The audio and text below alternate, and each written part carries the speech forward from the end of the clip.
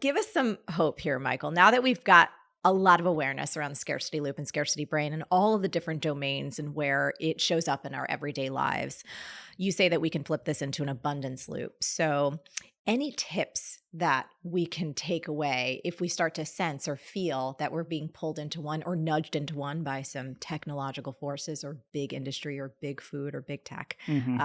Anything that you've seen that helps?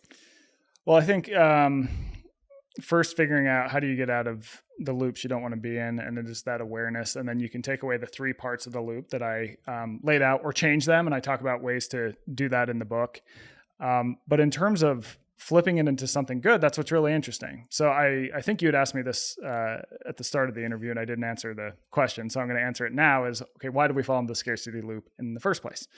And that's because it evolved to help us find food. When humans were, evolving, ancient humans, finding food is a random rewards game. It's just like a slot machine. This sounds crazy, but I'll explain it. So you need food or else you'll starve. So your opportunity is to not die by finding food. So That's the value. You go to point A, no food.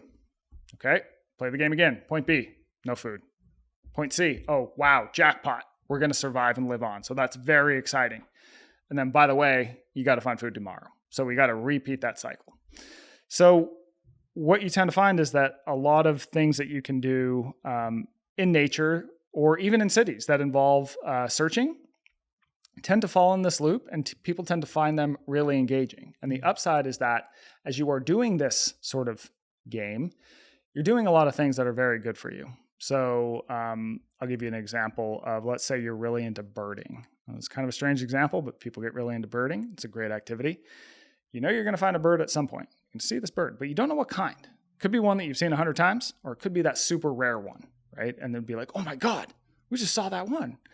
And you continue that activity all day.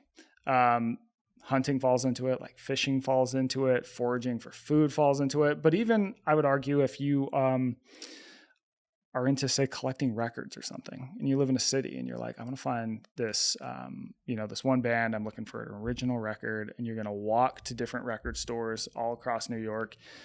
Along the way, you're outside, you're moving, you're doing it with people, and it's this really engaging thing that is enhancing your life. Whereas falling into it in a slot machine, or falling into it on Instagram, or falling into it on some sports gambling app, or whatever it might be, it's probably not enhancing your life. It's hurting you in the short term. And also, just from a business perspective, I mean, we've just laid out how a lot of businesses are using it to influence behavior in a way that not so good. Yeah, that maybe people would push back on. But if you can think about, like, how could I provide random rewards and value for people in a way that enhances their life?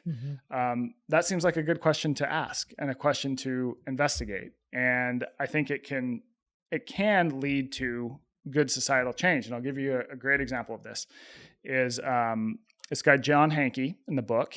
He created an app called Pokemon Go, which everyone's heard of it because it's been downloaded 1 billion times. So people who haven't played it will be like, oh yeah, that annoying app. But here's the thing. The reason that he started is because he had a son who loved playing video games, but the kid didn't go outside and he didn't exercise much.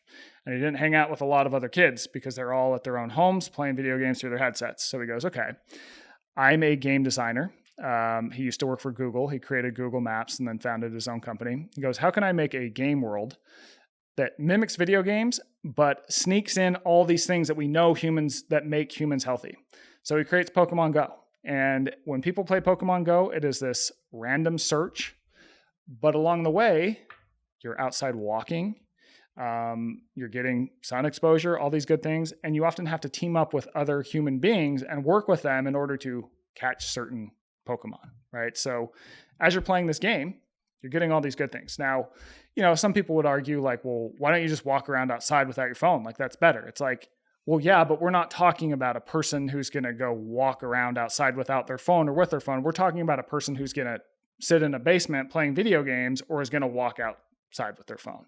So looking for opportunities like that, I think, can be transformative, especially if you put them at scale, because, people might make fun of Pokemon Go, but the people who've played it have walked, I think, to Pluto and back 9 times, collective amount of steps. And that's like, whatever the number is, 20 billion steps more than any other video game. Absolutely. So yeah, no, we're not mad at that at all.